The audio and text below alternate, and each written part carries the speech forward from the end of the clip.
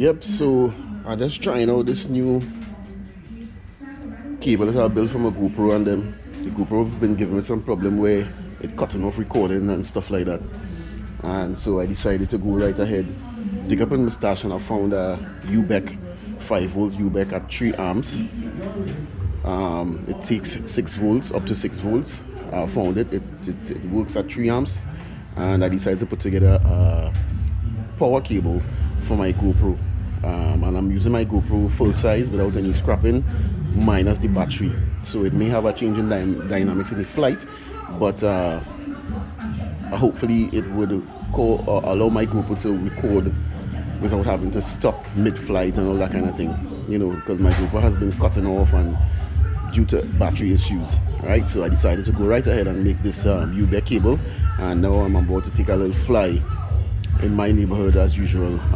It's getting close to me to getting ready to go to work, so you know, just taking a quick flight. Of course, it's FPV. It's your boy Zippy FPV, and just loving the hobby, FPV hobby, and the ability to take flight. You know, my daughter inside there, we're doing some cooking on the inside. She mightn't finish before I'm ready to go to work, but it's all good.